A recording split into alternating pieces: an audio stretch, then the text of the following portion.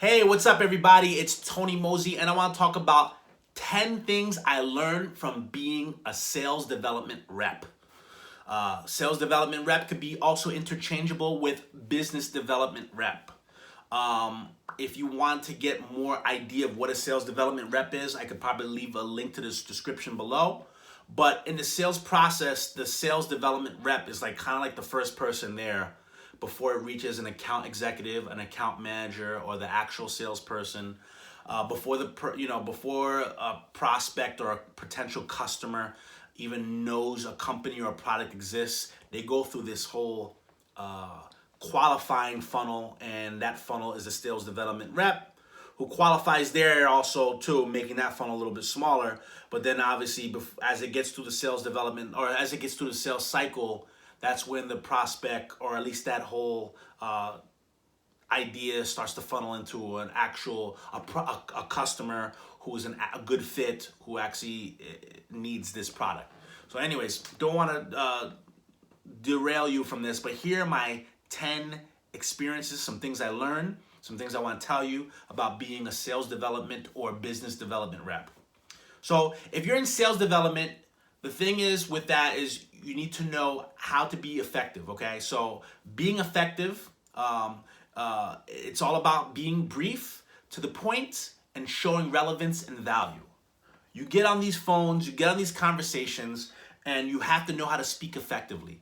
Get to the point and give value and relevance.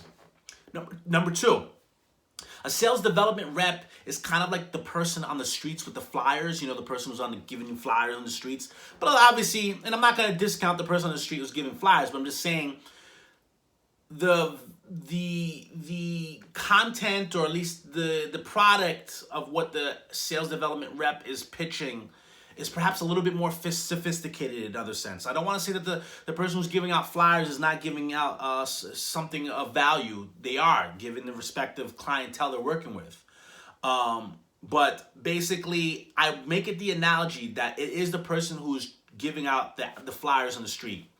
Your job is to pique that person's interest to want to know more on another time. Why not now? Because remember, they're hearing you for the very first time. Who are you? What are you doing? How are you helping them? You are an inconvenience at this moment.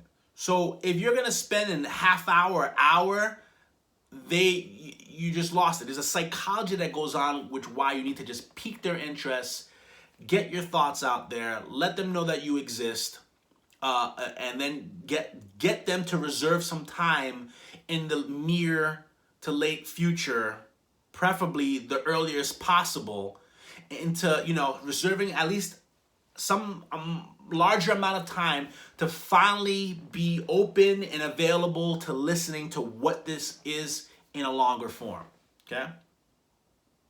So as a sales development rep, it's knowing about showing why your company or product is a good fit, and going after prospects who would be a good fit for your company and product too.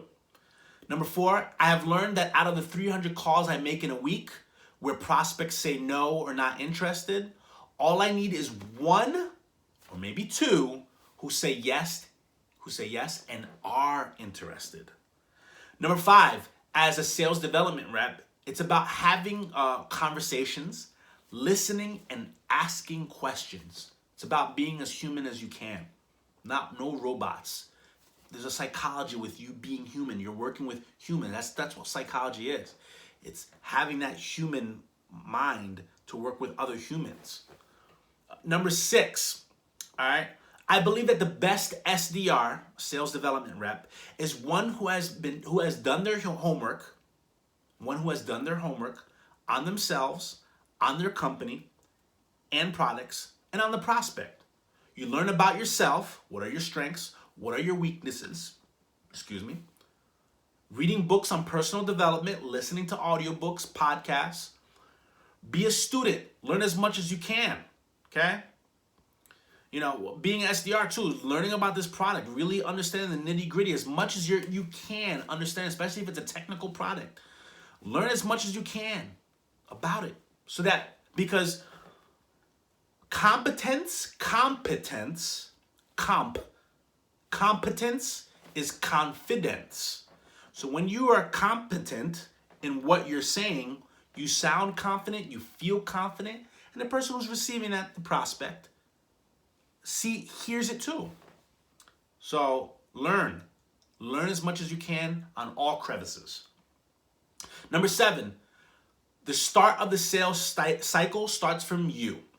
If you're at a company where you have to find the leads on your own, you should know that you played a major significance in a prospect and his or her company, and learning about your company and the product your company offers, as well as following through and them purchasing your product. All right. So understand that you are a major significance. You are a major significance. You come in knowing that, if it wasn't for you, this sale wouldn't have gone through.